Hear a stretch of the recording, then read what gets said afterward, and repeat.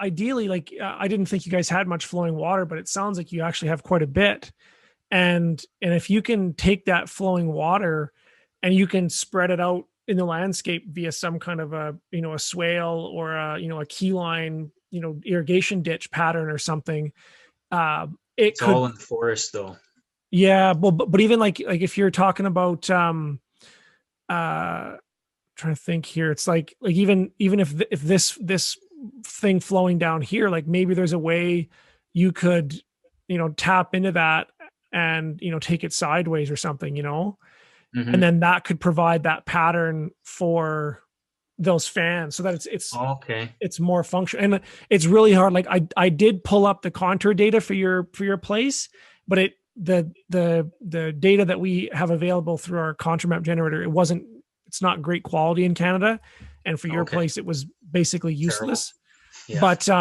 But there are other sources, and if you are interested, we can look into it for you. Okay. Like if there's LiDAR data, it costs about $1,000 to get access to it, but it's just incredible what you can do with it in terms of finding, places for water flowing. And because, like I said, because Yeah. you're so flat, you could potentially get into some really cool, flood irrigation systems where you've got, ditches with side branches off that you're using, uh, irrigation tarps like they do down in southern Alberta here, to Like flood those irrigate rolled entire bundles, pastures. Pardon? or are those rolled bundles for that they stake to keep erosion, or what's a flood tarp? Um, I can. I've been watching some of your videos on the contouring and swaling you did for your place, Yeah. but So I'll not just all of them yet. I'll just flood. I think what I'm trying to do first is steer as much water from those cleared areas into the Oh, dugout. here's a good one. Okay. So like, I mean, they basically Never seen one. have these irrigation ditches, and then like, have you heard of PA Yeomans or like the keyline design system?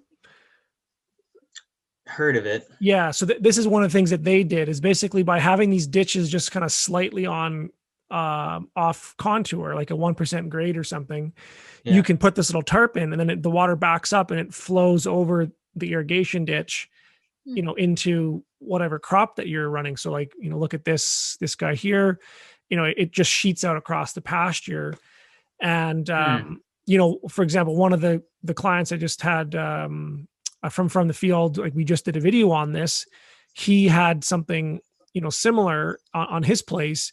And so he had, like, say, like an irrigation channel that kind of went through his property, and then he actually had little swales that branched off of that, and kind of came through his property. And so he could put a little dam right here, and then it would flood water all the way out, you know? Okay, because we just put a like that the trail between the house and that back uh, field. We took all of the clay that we pulled out from the house excavation and pushed that down that area because it was so low. I mean, in the summer it was dry, you could drive it, but there was some years where it'd only be a couple months. And then we put a culvert in the middle where it was lowest. Okay. Um, and like, there was even some years where you'd almost walk out the back of the trailer and you were in standing water. Oh, But really? those were extremely wet years. Like the year that we bought the place and started building, 2016, 2017, I took a shovel and dug a 8-inch hole, and then we had water. And then we dug a test hole with the backhoe and just instantly water. And we dug the hole for the house, and the clay was sliding in because it was so wet. Wow.